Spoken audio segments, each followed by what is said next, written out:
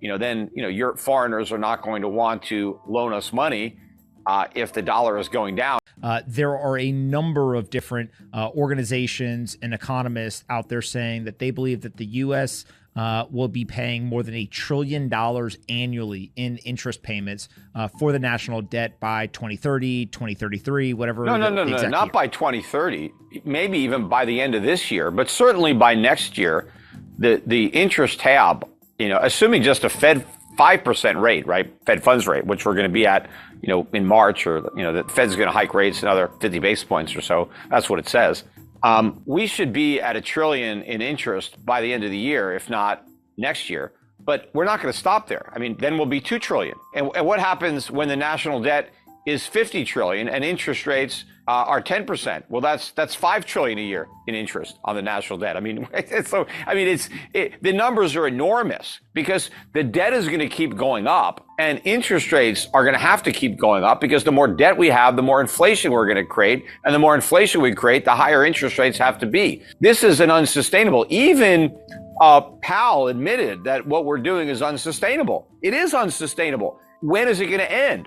Only when there's a crisis, and a crisis is coming because the politicians will not act in advance of a crisis to avert one. They will wait until there is a crisis, and then they will try to react to the crisis after it happens. And so there will be a debt crisis. The only question is when. And I think it will be a currency crisis as well as a debt crisis, because the response to a debt crisis is to print more money, and that creates the currency crisis. Describe a little bit more in detail how you expect that crisis to play out, both the debt and the currency crisis. Like, what would your expectation be with either the sequence of events or the things people should pay attention to? As buyers for U.S. Treasuries or dollar-denominated debt in general disappear, nobody wants to loan money anymore because the interest rate is not even close to compensating you for what you're losing, especially when the dollar really starts to fall. Then your foreigners are not going to want to loan us money if the dollar is going down against their base currency. So you're going to start to see a loss of buyers.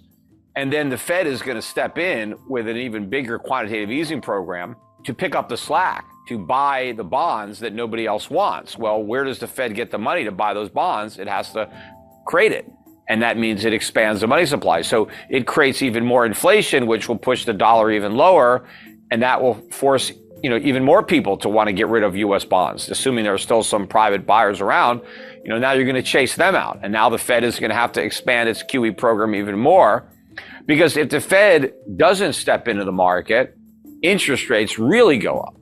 Look what happened in 1980 with Volcker. They went up to 20%. They could go higher than that now. We have a lot more debt now than we had back then. So in theory, rates should go higher now than they were back in 1980. But of course, since we have so much more debt than we had back then, the economy would completely implode. It would be just a meltdown. So they're not going to let that happen. But the only way they can prevent that from happening is by creating more inflation. And that's really what leads to the currency crisis, because the markets figure this out finally. Nobody wants our dollars. I think it'll start abroad where foreigners don't want our dollars, but then Americans won't want the dollars either because they won't be able to buy very much with them. So, the whole world will be trying to get rid of them. Do you think the United States debt limit gets increased? Could the U.S. default? And how does the debt limit play into monetary policy and the Fed decision making? It will be increased, unfortunately, because it's always increased. But every time we get close to having to increase it, the Republicans make a big deal about it, so long as there's a Democrat president. Because when Trump was president or when Bush was president, they didn't care. They raised the debt ceiling. But once you have a Democrat in the White House, then all of a sudden you get a few Republicans who say, oh, wait, we don't want to raise the debt ceiling.